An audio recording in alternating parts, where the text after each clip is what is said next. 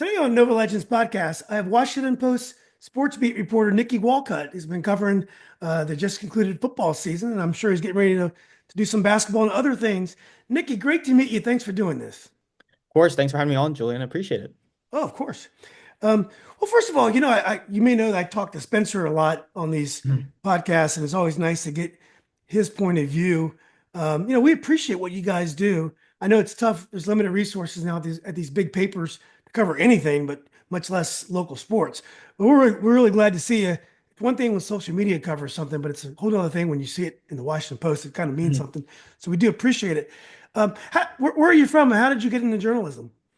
Yeah, I'm from Frederick, Maryland, so Oh, so somewhat nearby. I played club soccer growing up, so traveled all over the DMV, super familiar with Northern Virginia, played a ton in Richmond, played a lot of Nova teams. So, yeah, kind of just fell into it a bit. I was always kind of interested in it, but my high school didn't have like a paper or anything. I was very committed to soccer and stuff before I ended up going to Maryland just because it was my in-state school, made the most sense for me, not really knowing what I wanted to do going into college, and just kind of fell into it. There's a great student media kind of apparatus at Maryland where there's a lot of different opportunities to get into stuff.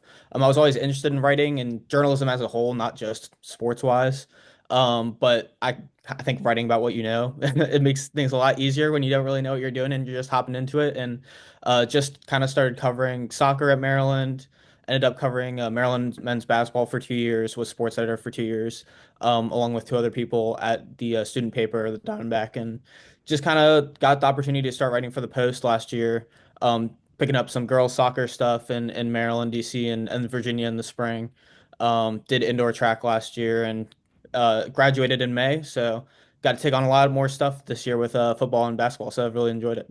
yeah, congratulations! What an Mhm. honor to work for such a great newspaper. Now, because you played soccer, do you prefer covering soccer, or have you learned to enjoy covering any sport?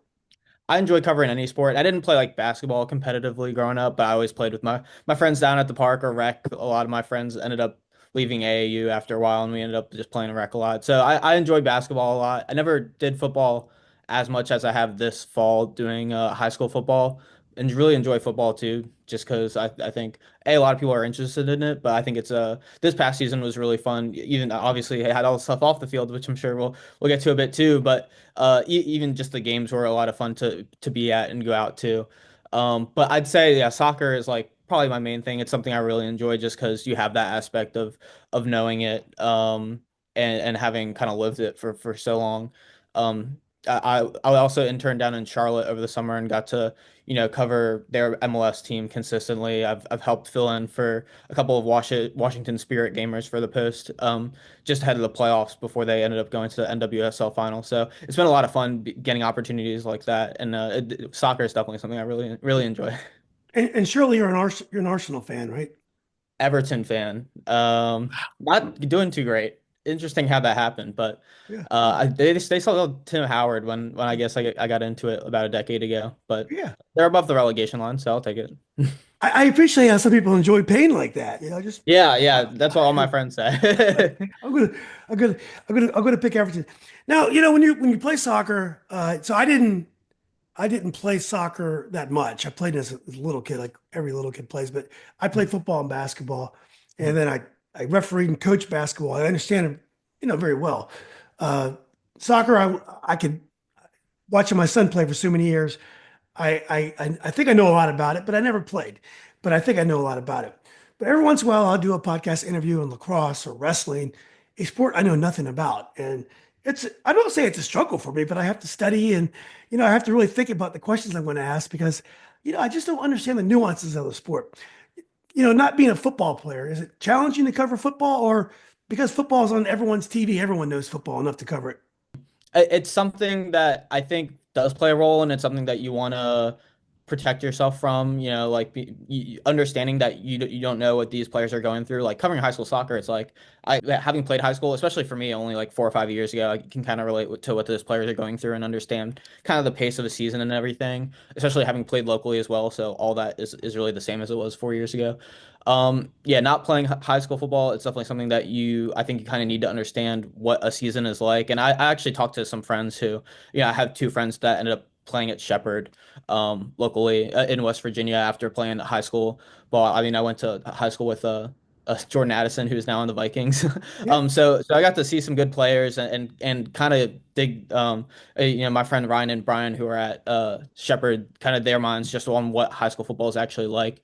But I think football in general, I mean, something I still grew up watching. It's still something that everyone's kind of familiar with. So I think from that perspective, it does make it easier. Where I think it is much harder for someone to step into soccer if they grew up playing, football and basketball and wasn't really familiar with it. So I think that is a benefit of covering a sport like football or basketball, where a lot of American kids are definitely, regardless of whether they played it or not, into it and watching it. So Nikki, years ago, 25, 30 years ago, you got a job at the Washington Post, you're covering sports, you're in a great position, work hard, hopefully, maybe one day make editor or you get your own opinion column or whatever. It's a lot of opportunity and the path is pretty clear. Now, with social media, it's changed how are covered, what the opportunities are. People are listening to podcasts. People are getting their sports news on Facebook or any news on TikTok. Who knows? When you look at what's in front of you, does that excite you that the media world is changing so quickly and you're going to be part of that? Yeah, yeah, I think it definitely does, and I think it really only benefits the people who are interested in consuming media and listening to these things, so that there's not as much of um a barrier to get into this stuff now. And then especially, I mean, you look around, even the local high school scene with what you're doing. I know I listened to, Nova Football podcast a lot this season. They were great in covering high school football locally. I mean, it's just a great opportunity for more people to have an audience. It's a great opportunity for audiences who are interested in this stuff to have more of an opportunity to listen and consume and learn about the things that they're interested in. So it's something that I'm definitely excited to be a part of and exploring more and more. Yeah. What do you, if you know, and I know you're a young guy, this is your first job and you're just right out of school. What are your short-term goals and what are your long-term goals? Like, for example, would you want to, like Spencer, cover like a protein beat, or would you rather one day have your own opinion piece like Tony Kornheiser used to have?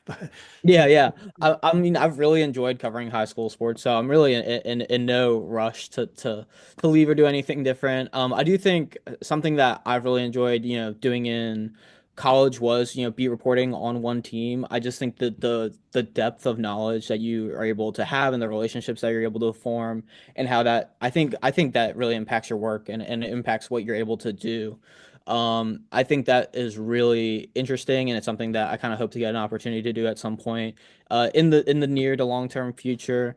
So that's definitely something I've been interested, whether that's, something like soccer or something, at a different level. Obviously, high school is a completely different beast where, especially for us, you're covering, you have 200 to 300 schools in your area, and you're trying to dip in and learn as much as you can about one team for especially once it comes to the end of the year for maybe only one or two games, and trying to go as deep as possible in your knowledge. I think having the opportunity to cover one team or even a smaller beat where you're focused on, a certain amount of teams in a certain area would be interesting just because it kind of allows you to drill in more, and I think it really boosts your work. Yeah. Well, that's all sounds good. Let's kind of get into some of the big stories of this year. The first story is the Hayfield story, and I've been around Northern Virginia sports since I played at Robinson. I was class of '84. Coached and officiated. Um, been doing the social media for 4 or 5 years Mhm. or so, but I've been around for a long time. We've had stories like this. There was a Mount Vernon team in the early '80s that were ruled ineligible for a season, and they were one of the best teams in the history of Northern Virginia because of recruiting as well. This Hayfield story had a little bit of everything. There was a racial element here. There was a newspaper that was really covering this energetically, which is very strange for a newspaper to cover one high school team or one story so energetically. Um, tell us about when you first heard about the Hayfield story. I know Washington Post didn't really dip into it until late, which I respect because I didn't think there was much to go on early. I thought there's like a lot of rumors going on. When did you first heard about the Hayfield story, and when did you guys start covering it? Yeah, I heard about it before the summer, before I was even placed on the Virginia football beat. Honestly, I was down in Charlotte, interning over the summer, and I kind of knew I was gonna end up coming back, and covering high school sports this fall. And each of us kind of get a specific area to cover. And once I found out, um, I would be Northern Virginia. I had already heard about, the beginnings of this Hayfield thing. I know you talked to Chad last week. I listened to that interview and I really enjoyed what both of you guys kind of had to say on it. I think you both kind of hit the nail on the head with Thanks. most of the stuff, but I will go into just from our perspective. I mean, we have been kind of covering it and tracking it the entire year. We did write a story on it before the season started, once they were cleared by FCPS, and it became clear that there wasn't going to be an impact on the field to start the season. We wrote a story on that. So I know we didn't, I think we ended up writing four stories on it. A lot of the times we kind of decided that we would go to print when there would be major impacts on the field, or major impacts with the team, and how that would impact, other teams in the area. Obviously, I think those stories were the VHSL ban being finalized after the appeals, then the court reinstating them, and then them pulling out eventually. I think those were our kind of four big stories on it, and those had. I think if you read the stories there, it's pretty clear that we had information that we had been, tracking and reporting on throughout the year. But a lot of the times we printed a story was the times that there was a concrete impact on the field. I thought you guys covered it perfectly. I thought there was other bigger stories, and I don't think you can get in front of a story until there is a story. So I appreciated the way you covered it. It was very difficult. Did you hear a lot of blowback? Like, I run a couple of Facebook groups, and I can't win.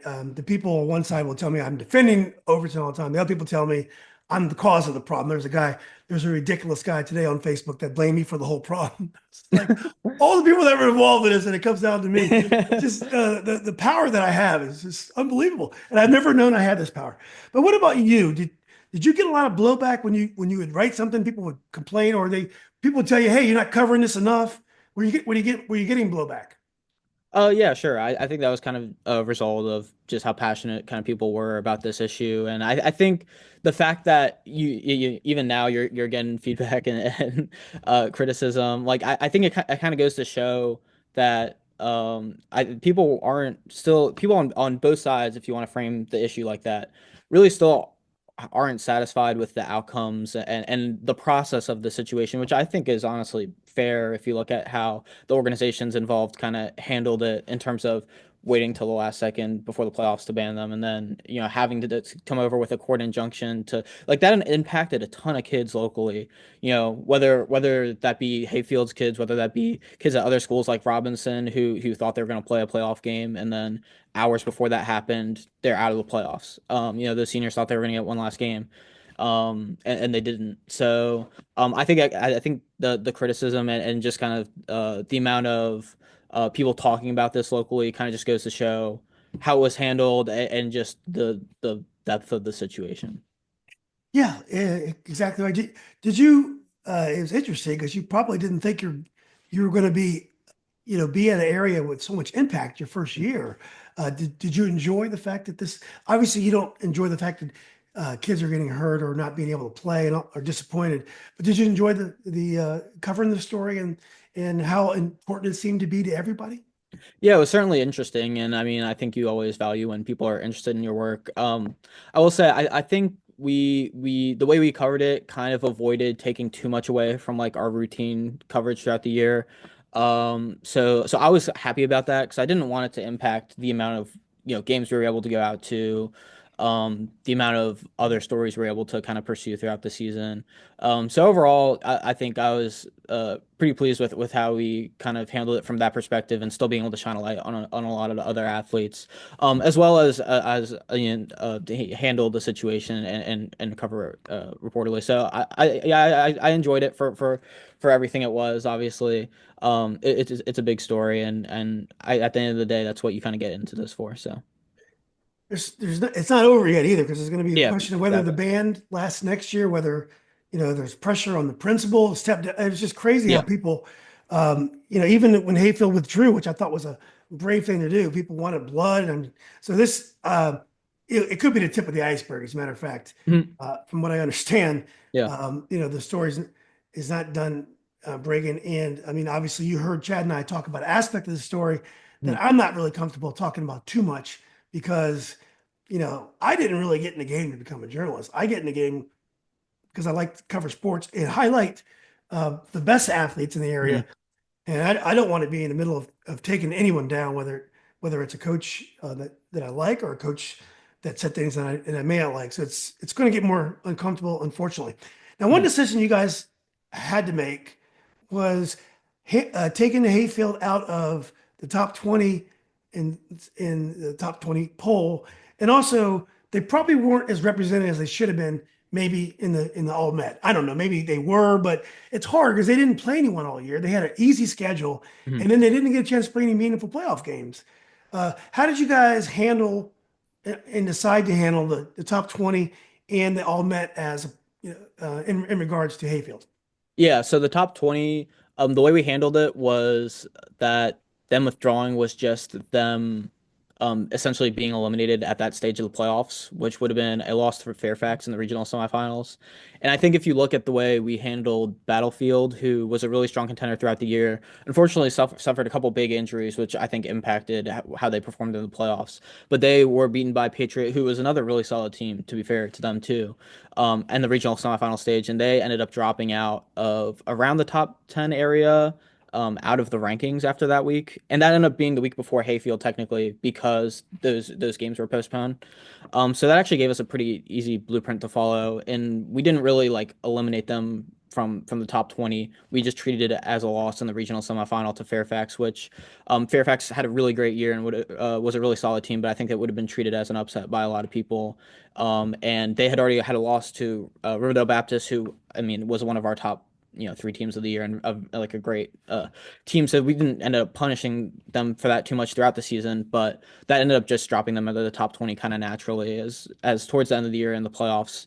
A lot of those games play a large role in movement week to week in the top 20, and there is a lot of movement week to week in the top 20 once you get to the stage where teams are being eliminated and stuff like that. So that's how we treated that. The all Met stuff was interesting just because we didn't want it to impact the kids, but you do have to take into account the schedule. You also have to take it into account a lot of their talented kids didn't play consistently all year because of those difficulties. Like I think a guy like Carlton Preston, who's going to Clemson, didn't end up making it, but I know he wasn't playing the entire year. And usually when guys have injuries, there's a couple other guys who throughout the Nova landscape who had some injuries and missed a lot of time this year. And it's just hard to judge, a player playing 5 games against a kid who had a really good season and played 10 to 11 games. And maybe if you average the stats, they're pretty similar, but usually we try to lean to someone who's played a full season. Just because a lot of those awards are really performance based. You don't want to take into account like college commitments and stuff like that when you're looking at separating two kids who might have had different levels of high school years and performances. So I think that's honestly what probably played a role in that from that perspective. Yeah. So for the top 20, we'll start with the top 20.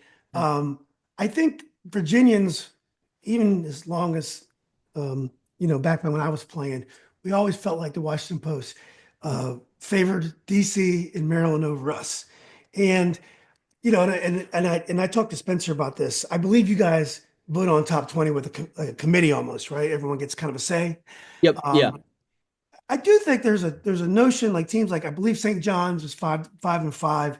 There are teams that clearly have a tougher schedule than a team like a Hayfield has, or any team in Northern Virginia will have. Mhm. But they seem to even they have a tough schedule. There seems to be sometimes even if they lose, there's never any ramifications. Like they don't drop very much when they lose. Is that difficult when you're trying to compare teams that obviously of different playing levels? Like WCAC is going to be a much tougher district than the Cedar Run out in Prince William County. Yeah, yeah. Measuring kind of resume versus strength of schedule versus talent, and which is more abstract than anything is definitely something that's hard to do throughout the season. I think if you look at our final rankings, a team like St. John's ends up dropping to 15, and a team like Madison, who went to the state final, is still above them. I think they ended up near Lake Braddock and Washington Liberty at the end of the year. Both those teams had one or two losses and had really good Virginia seasons. So I think by the time you get to the end of the season, stuff like that kind of levels out a bit.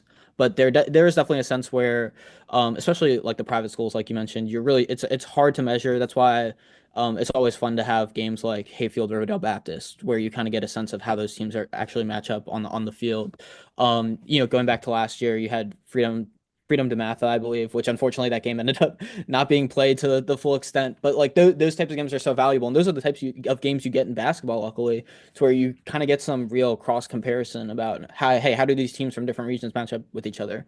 In football, it's so rare to kind of get those cross state lines or private versus public matchups to where it is hard to judge throughout the year, and you do have to consider all those things. I like to think by the end of the year, a lot of that stuff does even out, like I mentioned with St. John's ending up dropping toward the end of the season. But like I'm never mad whether it's coaches or parents being upset or slighted by the top 20 or get a win against a team ranked above them and are like, as long as it's all in good fun, kind of rubbing in my face because I'm like, hey, like that's what this is for, man. Like I enjoy that people care and I enjoy that, they still respect the work we do and what goes into the rankings as well because we do spend a lot of time every Saturday, Sunday in an email chain or on calls, trying to sort through stuff. So, yeah, it's definitely something that's challenging, honestly, in every sport, but especially football without that kind of cross comparison that you get so commonly in basketball. Do you enjoy that part of the job? I do. I think I enjoy people caring about the work we do. I think it's a good way also for us to show the work we do behind the scenes and the reporting we do that doesn't always make it to print. Just because it shows like that we're still tapped in, so to speak, and that we're still really considering every result every week, especially for basketball with there being so many games.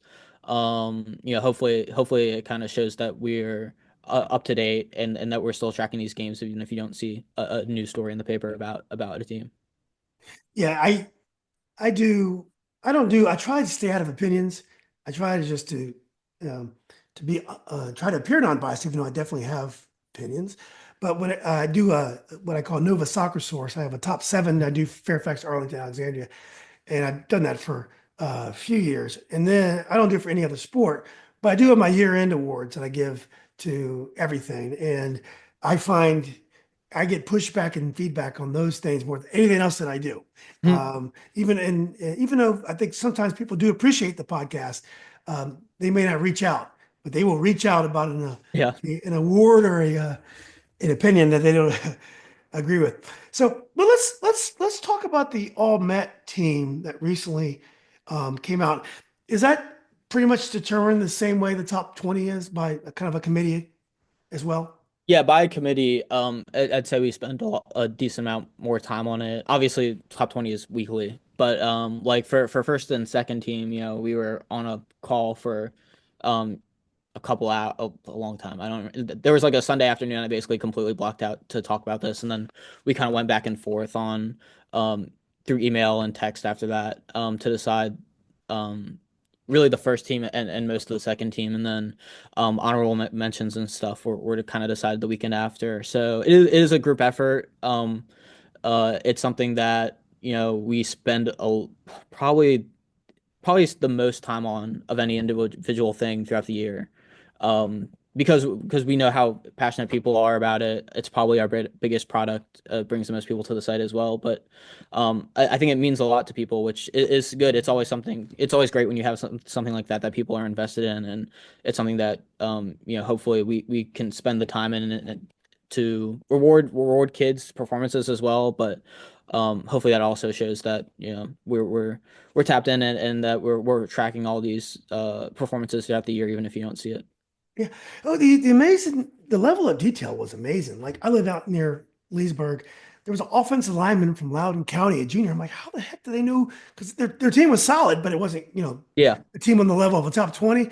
And I saw names on there, like there'd be a random, there's a guy from John Champ. I mean, just you found these players that weren't on great, they were on good teams, but teams that you may not necessarily know about or have been rated. How were you able to find those gems? Um, Yeah, yeah. Well, I think me going into Virginia specifically this year, I always want to pay as much attention to those class four and class five teams out in Virginia as possible. You know, Briarwoods ended up going to the state championship. I know they were beaten by Maury pretty handily, but they were also beat up all year and still had a ton of talent out there.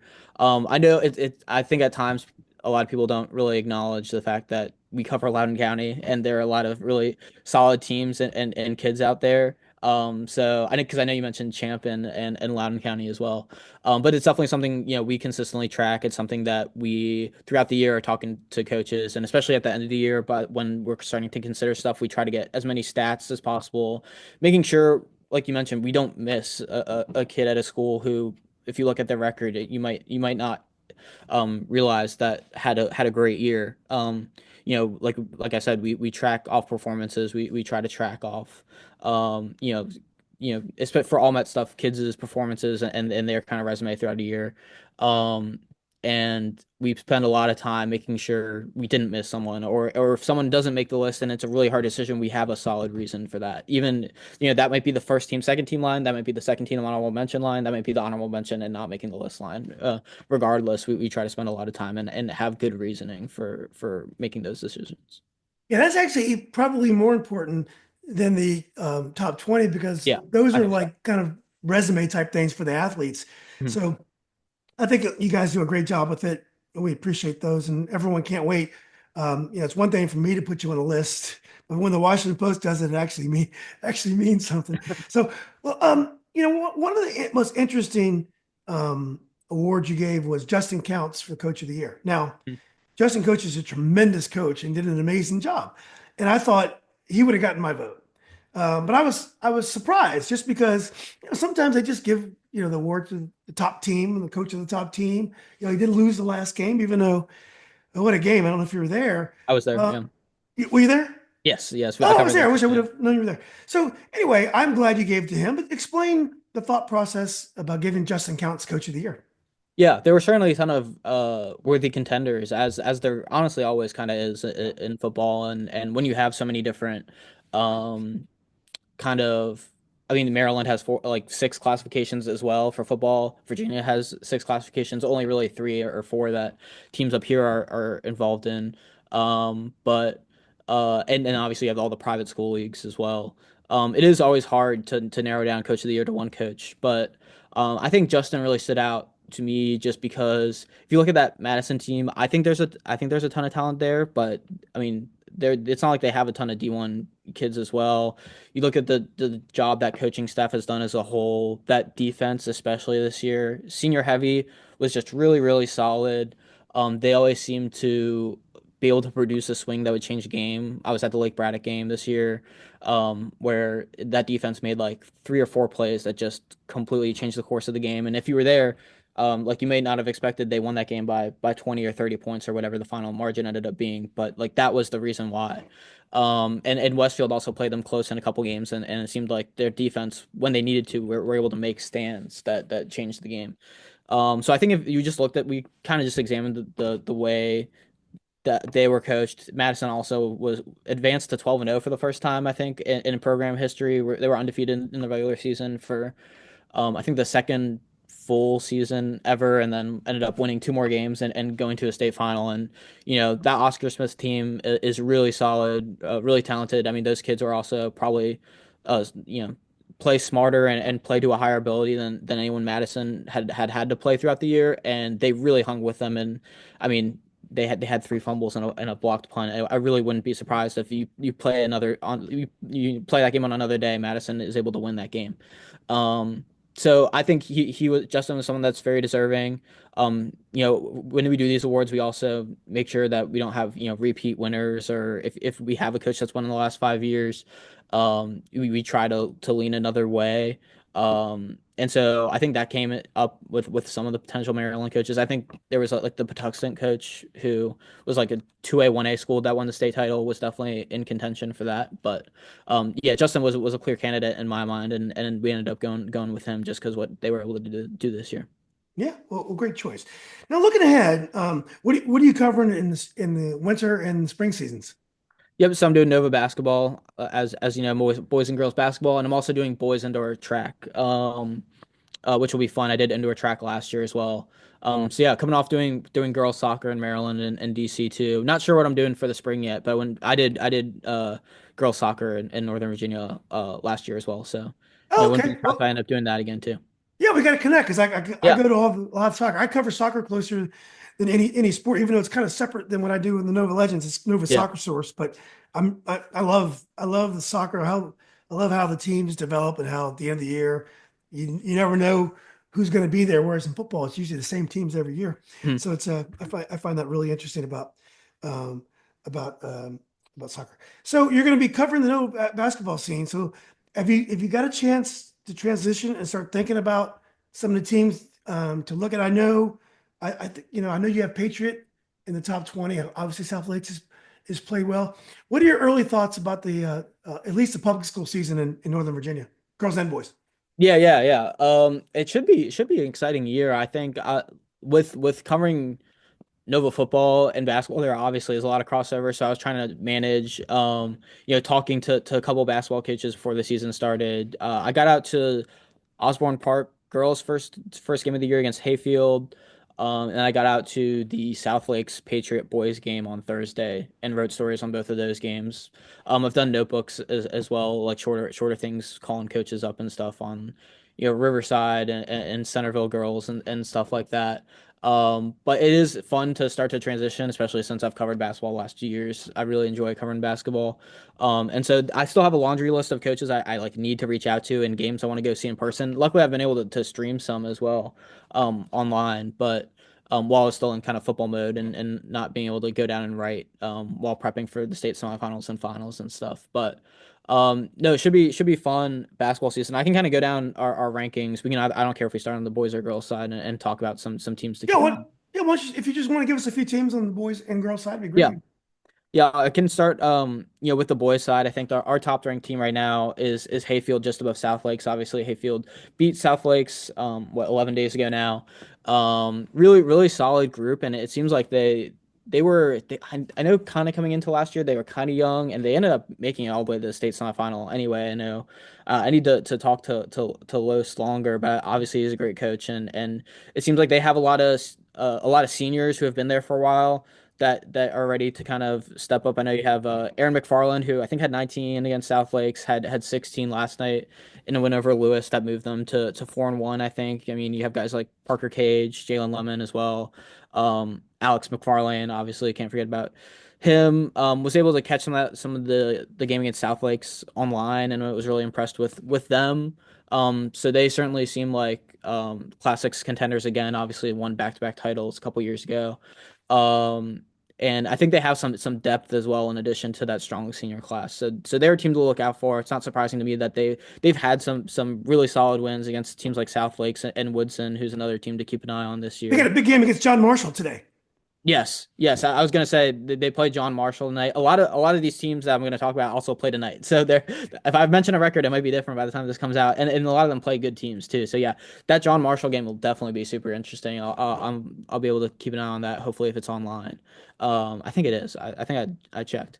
So yes, so definitely keep an eye on Hayfield. South Lakes really impressed me in their win over Patriot. Obviously, it was a Classics final rematch of last year. Mhm. Obviously, those teams are super different. South Lakes graduated 9 players and lost 2 to transfers. Obviously, they still have Jordan Scott, who dropped 35. It's funny. I was watching last year's this version of last year's podcast with Spencer when you were talking about early season Northern Virginia basketball stuff, and he said Jordan Scott isn't a guy that's going to drop 30, and I have to text him to be like, well, now he is, because last year he definitely didn't have to do that. This year they've said that they're going to have to lean on him a bit more. They have a younger team, but I think that game against Patriot was another step in the right direction and a sign that that group can really come together and challenge and potentially defend their title.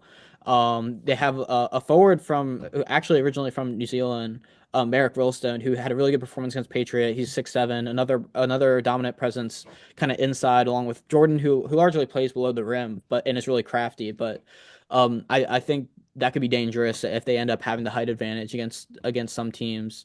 He had, I think I might have already said this. He had 17 points on Thursday is averaging about 13 points per game and eight boards so far this year, and is really starting to come to his own in his junior season there. So they have a lot of guys stepping up into bigger roles, but it'll be interesting to see them kind of come along throughout the season. And I expect, if we end up getting a South Lakes Hayfield rematch at some point, it'll at least look a lot different than that first game. Not saying, I have no idea who would win, but South Lakes will have a lot of time to develop that core group. And obviously you have Mike Desmond, Coach Mike Desmond there, who's great. Our reigning all Met Coach of the Year as well. So yeah, I'll go down to Patriot as well, just because they were also in our top 20, obviously. Under Sherman Rivers, that group is also young. They graduated, I think, 7 seniors from last year's state finalist group, and obviously they've been to 3 straight Final Fours, 2 straight Virginia State finals. So it'll be interesting to see how they continue to develop. But they have a couple really talented players. I mean, Elijah Gaskins dropped 24 against South Lakes, was really effective near the basket. I think he scored 35 in an overtime win against Landon too, somewhat recently. So him, Kai Wilcox, who's another junior who's a strong 3-point shooter. They have a guy called Jameson Ross, who's a sophomore forward, a starter. He has brothers at UConn and Minnesota, I believe, and already has his first D1 offer from Presbyterian. He still has a lot of growing to do, but that group is really young, and I wouldn't be surprised if they end up coming together and being able to make another run late in the season toward the playoff. I expect them to be in that conversation at least toward the end of the year. I think those are the three main contenders in Northern Virginia on the boys side, at least as of now. Yorktown has had a really strong start to the year. I don't want to not talk about them. I think Woodson also is one of the most talented teams in the area. They have probably one of the best sophomores in the area in sophomore guard Kalen Chilton, who I think averaged like 11, 12, or 13 points as a freshman and is also doing that now. I think he missed 2 games early in the season. They're 4-2 right now, but those 2 losses were to South Lakes and Hayfield, and I think those are the 2 best losses you can have in Northern Virginia at this point. So there's someone to keep an eye on as well. I Real think quick those are. about Yorktown. I was at Yorktown last night.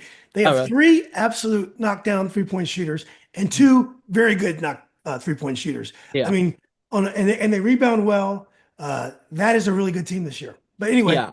keep going. Yeah.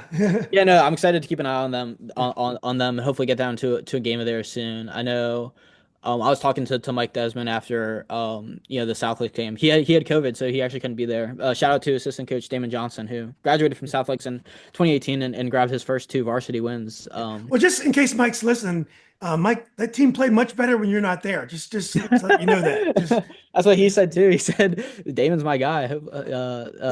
yeah. He has a bright future. Yeah, we're going to start rumors that Mike's job is in trouble. If Coach Duggan is, I mean, if AD Duggan, who always says I pronounce his name wrong, is listening, I think you should look at that role and maybe you can downsize a little bit. Yeah, but yeah, no, he was saying to potentially come out to that Yorktown game just because that team's so good. So hopefully I get down to a Yorktown game sometime soon and see them. Yeah, I mentioned Woodson. Some other teams to keep an eye on. I know Marshall has had a pretty strong start in the Liberty. They've put I know Westfield also was a team to watch before the season. They've taken some tough losses. Obviously, I mean they played like Paul the Sixth and John Marshall. They're really testing themselves, and I think they only have one senior on the roster. So, have obviously taken some tough losses, but that roster is still very talented, and obviously, most of them really have another year to grow with each other. They should still be competitive in a really competitive Concord district as well. Trying to make sure I don't miss anyone. South County is someone I haven't really been able to see of much. I know they had um, obviously the game against Hayfield canceled, so I think they've only played 4 games so far this year, but they should be competitive in the Patriot. Obviously, you have Edison in the National behind Hayfield as well. Um, They have Isaiah Skinner, who's the son of the George Mason coach who transferred there this year from I think Fairfax Academy. He's a really good guard. So mhm. Edison. Yeah, and then you have Gainesville in Cedar Run with I think senior forward Preston White as well, who's talented. I think Forest Park has had a good start in Yeah, the Cardinal as well. So and obviously you have Potomac there in the Cardinal. So those are kind of some of my teams going through the list as well. At the Class 6 level, I think there's also a pair of really good Class 5 teams as well in Riverside, who has started 7-0 under Coach Mike Kaczynski. They brought back a lot of really good players. They're led by a junior Mason Ridgway, who's averaging like 18 points a game or something, and they have three other starters who are averaging some of them well over, some around 10 points a game. So I mean they have wins over Tuscarora, Loudoun Valley, Patriot, and a Broad Run team that also started the year pretty well. So they're someone to watch in Class 5, obviously alongside their district rivals, Potomac Falls, who I think are 9-1 now. I think Coach Jeffrey House won his 500th career game last night in a big win over Dominion. They're pretty young from what I can tell too. I think they're led in scoring by a sophomore, Apti. I'm not sure how you pronounce his last name, but he's scoring about 14 points a game. And I think they made it to the state quarterfinals last year. Yep. So it'll be interesting to see which one of those teams kind of comes out of that district as favorites. That battle should be really interesting at the class um 5 level this year. And honestly, I was looking at the class 3 level too, because obviously there's only one or two teams in Northern Virginia that play at that level, but Meridian has had a really, really good start to the year. They're 7-0. They were only quarterfinalists last year, but they brought back some good players. They have 6 players. I think 5 are seniors and one's a junior that have all played varsity since their freshman year. So they're really experienced, really deep, and they're 2-0 in district play. They beat a 5-1 Heritage team by 30 that turned around and beat Potomac Falls by 12 a week later. So obviously, basketball is super volatile, and scores can change week to week, results can change week to week depending on when you play a team, or if you play a team 3 times, the second two results might not be the same as the first. But I think those Meridian results are really impressive to start the year, so definitely keeping an eye on them as well, even though they're always kind of lost in the shuffle in Northern Virginia because they don't play at the Class 6 or Class 5 level. But definitely keep an eye on them. The coach reached out to me and said, "Don't forget about us today," because I never Mhm. think about Meridian. Even when I was growing up, it was called George Mason. We Yeah. never thought about them because they always played different schools. But Meridian, maybe they may be able to beat anyone in there in the Northern Virginia. They might be in the same league as South Lakes and Hayfield. That's how good they are. They're really scary good. Let's go to the girls' side. Let's. Yep. I know you talked about Osborne Park earlier. Yeah. Osborne Park has had a really solid start to the year. I think they lost one game by 4 to Virginia Academy, who's a really good private school locally, and they've had a really good tournament. They've actually playing right now in the Nike Tournament of Champions in Arizona, and they went 3-0, beat 2 teams from Colorado and a team from Arkansas. Hopefully, I get that one right. Yeah, I'm pretty sure Arkansas. And they probably have their toughest test later today against a really good team from Utah. Obviously, it's hard to judge out of area opponents and stuff, but that Utah team looks really good. So it'll be interesting to see how they do later today. But they're 7-1 to start the year. Obviously, they've been kind of perennial contenders over the last couple years, and last year they had 11 freshmen and sophomores on that roster and went to a state semifinal and lost by only 3 points. That roster is loaded with a lot of quality players. They bring back a lot of returning pieces and are still young. They have senior forward Alex Brown, who's committed to Stony Brook. But apart from that, a lot of their other players who play key roles are all juniors or sophomores. Key Rainey is someone who I think was a second or third team All Met selection last year. She has a lot of D1 offers alongside sophomore Peyton Walters, who I was really impressed with when I was able to get out and see Osborne Park beat Hayfield in the first week of the season. A really solid Hayfield team as well. Um, I was talking to Coach Chrissy Kelly. I think she still thinks they have a long way to go, and that roster is still young but experienced. Kind of a weird dichotomy there, but I wouldn't be surprised. I mean, they should be in the conversation as they kind of have been for the last 3 or 4 years. Um, in when we get to the state tournament time, and when I was talking to Chrissy, she was very transparent in the fact that, hey, like we haven't gotten over the hump and won a state title yet. This group needs to know what it's like to be challenged and to get to that moment. We don't want to take anything for granted, because we've been to a couple of state finals and a couple of state semifinals over the last couple of years. But they're certainly testing themselves this year with games like Virginia Academy, going to the Nike Tournament of Champions. I think they play both of the Class 6 finalists from last year and the Class 5 champion and Princess Anne later in the regular season. So they're running the gauntlet, trying to prepare themselves for the end of the season, and that should be really interesting to see how they kind of handle that and where they're kind of at in March. Yeah. And I know Centerville, they lost a player to Fairfax Academy, but I know with Josephine McLean, they went to state last year. They're probably going to be tough as well.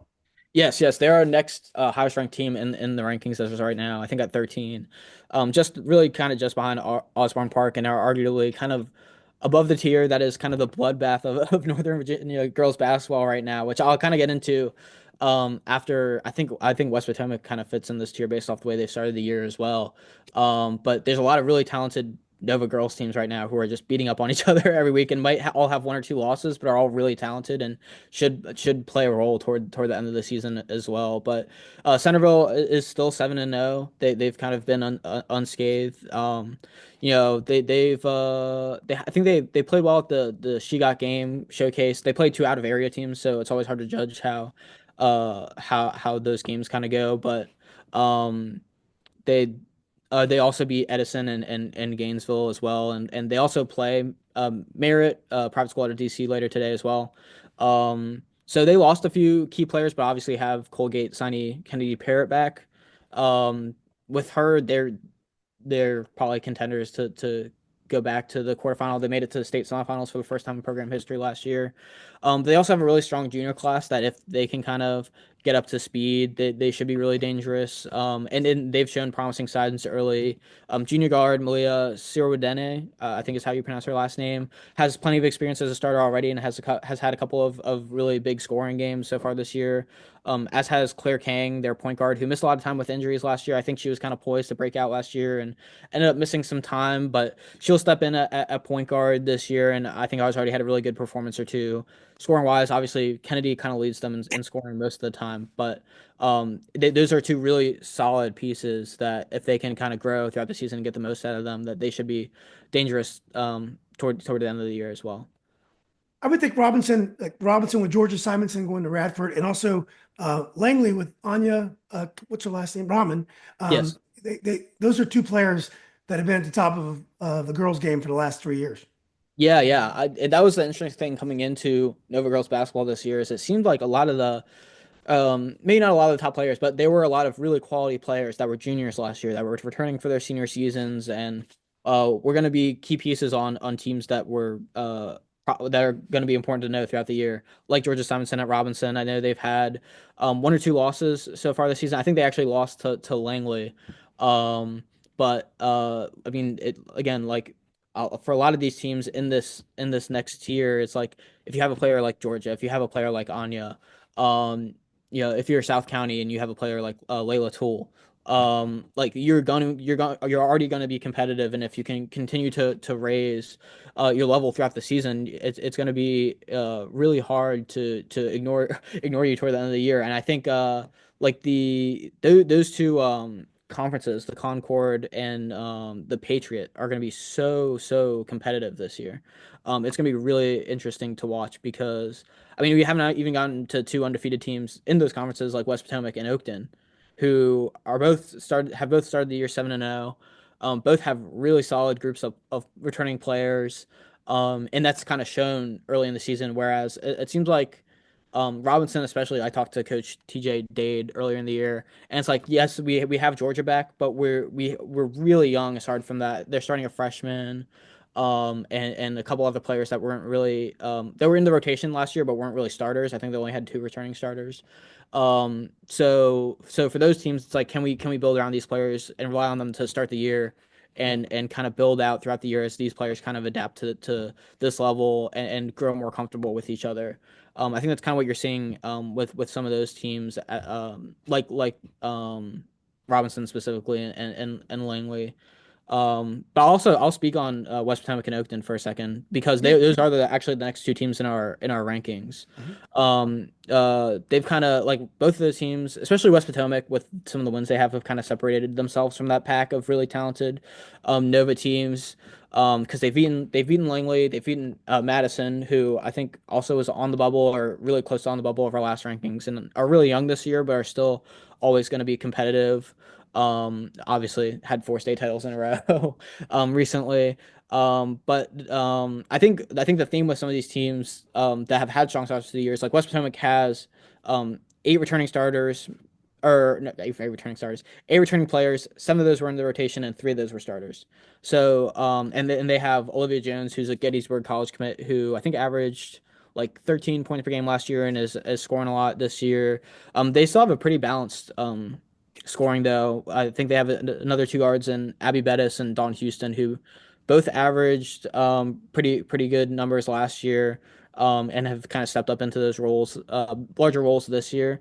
So West Potomac is definitely a team to watch. They've already have a couple of quality wins and should be real players. Come district tournament and region tournament time. Same goes for Oakton, who I were Class 6 quarterfinalists last year. They're still young in some of their key players, but they brought back Sophie Toole, who's a junior and the second team All-State player last year. She had 16 points a game. Their other two players they brought back, junior Brooke Chang and sophomore Jocelyn Kinlaw, both averaged double digit points last year. And they're still a junior and a sophomore. So they brought back a lot of their scoring from last year and should definitely compete this year. I think they're number 17 in our rankings, just above Edison, who had a really good showcase in Florida, actually. Just beat, funnily enough, them and McLean ended up advancing to the final of their same bracket. So they really would have only had to travel a couple miles or not too far to play each other in Northern Virginia. Instead, they're both playing each It's other cold down. outside. It's cold Yeah, outside. yeah. Well, yeah, much better environment to play each other in. I'd rather be in Florida right now than Maryland or Virginia, but Edison ended up taking that matchup, and I think they're 8-1 to start the year. They're pretty strong. Their only loss was to that's a really solid Centerville team, so they're definitely one to keep an eye on in the National District alongside Hayfield as well. Now, Woodson made a run last year and they got to the state semi. It was quarters or semis. I forgot which one, but they played Those one of quarters, those yeah. monster teams from Richmond. How have they started the season? Yeah, I think they've been decent to start the season. They haven't been someone I've followed as much just because I think these districts are so competitive already, and some of these teams are already playing each other as well. So I don't think they've gotten to as strong of a start as some other teams locally, but I think they're still a team to watch out for. I mean, really it's hard to say at this point. I think once we get into district play, it's going to be very interesting. I think you could kind of throw a dart at a schedule at a month long schedule and land on a game that would be interesting to go to on the girls' side in any one of those districts. That's how competitive it kind of is, and so yeah, at this point, I think anyone kind of has a shout to be like, well, we should be involved in this conversation as well. They'll get to prove it very shortly, which will be a lot of fun. What about in Loudon? Last year, Woodgrove won the state in class four, but I know they had some graduation. I know Tusky got deep into the tournament, Yeah. but I know one of their players broke her elbow or something. She can't play this year. What's going on in Loudoun County? Yeah. So Woodgrove is 3-3, like you mentioned. They lost Sadie Sadie Shores. Shores and Angelina Nice to graduation. They also lost their freshman who I think had a great state final and scored a ton of points to transfer. She went to Paul VI. So they're much younger this year. They've started the season 3-3. They did beat Heritage, who was a team I was going to mention, as someone who's had a great start to the year. They're 6-2. But still lost to that Woodgrove team that's younger. So yeah, Loudon on the girls' side is going to be pretty interesting. I think I won't. It's hard to have a good sense of what's going to happen right now. Apart from the fact that Woodgrove's pretty young, so it'll be interesting to see if they can build toward anything toward the end of the year. But they're definitely not the team they were last year. But yeah, Heritage has had a strong start. They beat Meridian and Chantilly. So they're 6-2 at the class four level. I think Loudoun Valley is 6-1 and Broadmoor is 6-2. So unfortunately, don't know too much about some of those teams. That's definitely a goal of mine over the holiday period is to learn more about the Loudoun side of girls hoops and kind of get caught up on that. I know Potomac Falls at the class five level is 7-1, and their only loss was to Heritage. I don't think Nova advanced the team out of the Class 5 quarterfinals last year at the girls level, so it'll be interesting to see if that changes this year and any of those teams can kind of step up and battle that. And then at the Class 3 level, again, Meridian are 5-3, but they've tested themselves in some really strong competition and hung with a good Madison team in a narrow loss. So those are the kind of the teams to. I know it's a briefer recap than I kind of gave for a lot of those Fairfax County schools, unfortunately, but those are some of the teams I've kept an eye on early in the season. No, that was great. That was much more information than I expected. Well, but look, Nikki, this has been a great. It's great to meet you and touch base with you, get your idea, get your thoughts about some of the things that you covered in the fall, but also looking ahead to the winner. I can't believe you know as much as you do because I've gotten a chance to see some games, but basketball, it's nice to have it's nice to begin the season strongly, but Mm. it's a tournament game, so we're going to learn so much more about these teams over the next couple of months. So there's plenty of time. But anyway, look, love to meet you in person. Sometime Mhm. I'll definitely be at the games, but just we really appreciate what you and the Washington Post does. We appreciate your coverage, and look forward to watching games with you this year.